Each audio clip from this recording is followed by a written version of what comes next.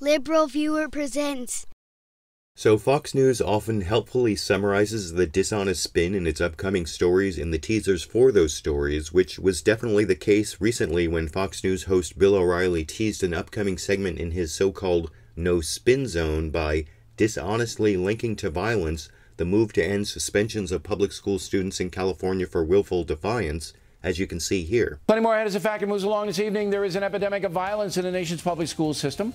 Now in Los Angeles, they are not going to suspend threatening students. We'll have a special report. Now, summarizing the issue of the upcoming segment is having to do with violence, and suspending threatening students is incredibly dishonest, as I'll get to momentarily, but that didn't stop Fox News host Bill O'Reilly from making the dishonest linkage between willful defiance and the threat of violence several more times in his so-called no spin zone, as you can see right from the beginning in this clip. As we've been reporting, there seems to be an epidemic of violence in the nation's public schools, and now in Los Angeles. The school board has voted 5-2 to stop suspending students if they display defiant behavior in the classroom. That, of course, is insane. Some believe the school board voted that way because many of the suspensions in LA are of minority students. That part about many of the suspensions being of minority students is another piece of dishonest spin, given that the real issue is that minority students are suspended disproportionately compared to their non-minority classmates, as pointed out in a speech I recorded last month by Roger Dickinson, a member of the California Assembly who's sponsoring a bill to get rid of suspensions for willful defiance, and who said this. Now, by the way, the kicker here is not just the number of suspensions or what happens to students, but it is the disproportionality of what happens. Again, with the data that we just saw released last week by the State Department of Education, it confirmed what we have seen from data from the U.S. Department of Education about the entire country, that African American males are more than 3 times as likely to be suspended out of school or expelled as their Anglo counterparts. And while the ratio is not nearly so severe with respect to Latino males, it is still disproportionate. And the same disproportionality, although in lower numbers, in the aggregate, apply to females.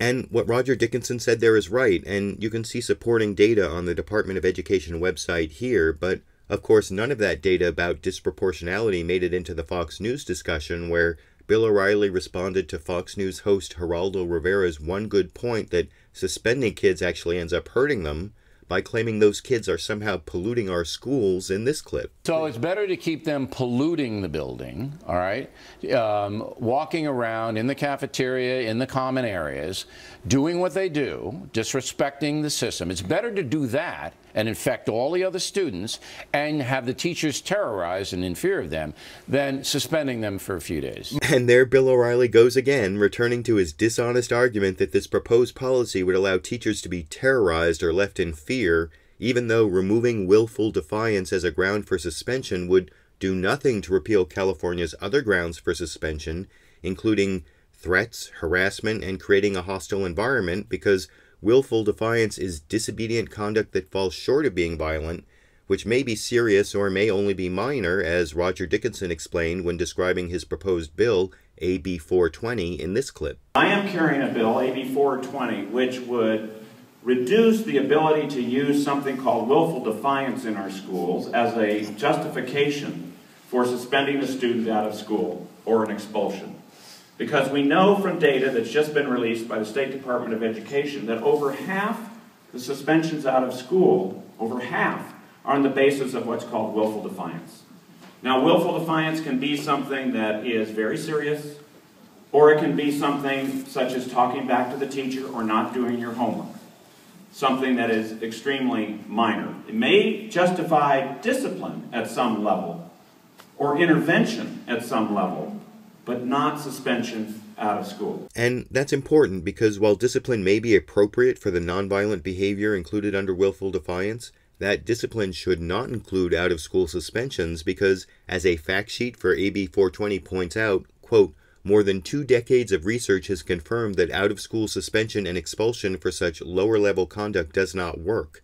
It does not improve student behavior and, in fact, can exacerbate the problem. In addition, students who are subjected to out-of-school discipline not only lose important instructional time, they are far more likely to drop out of school and enter the juvenile delinquency system at great cost to the state, unquote. And you can see a lot of the decades of research proving the ineffectiveness of out-of-school suspensions cited in a great 2010 publication with hundreds of supporting endnotes here. Meanwhile, back on Fox News, although Geraldo Rivera did make an argument that out-of-school suspensions are ineffective, he did nothing to contradict Bill O'Reilly's dishonest portrayal of the willful defiance issue as being about protecting students and teachers from violence, even agreeing with Bill O'Reilly in this clip. You've got to protect the students from other students, and particularly the teachers. Agreed. You know what's changed? You have to protect them. And for those who missed the dishonest spin about either violence or minorities, Bill O'Reilly made sure to include both in the final summary of his argument here. If a teacher doesn't have authority, all right, and can't teach without fear, the whole thing breaks down. And let me tell you one more thing. The reason this was done in L.A. is because of what I said in the lead, that most of these kids are minorities. They are. All right? They are basically saying 340,000 suspensions out of 700 right. suspensions. Here's what the school board is saying. We surrender.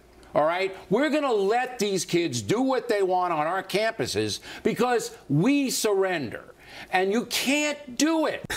So there you have it. Bill O'Reilly, in his so-called no-spin zone, spins this issue into being about surrendering our schools to violent minorities, even though it's really about ending an ineffective punishment for nonviolent behavior that disproportionately harms the educational opportunities of minorities. And the repeated linkage of willful defiance to violence was even worse than the vague aspersions cast on minorities, I think, but I want to know what you think. Which was worse? Bill O'Reilly's repeated false linkage of willful defiance to violence, or the vague aspersions he cast on minority students? And on the real policy question, should schools stop suspending students out of school for nonviolent willful defiance? YouTube, you decide.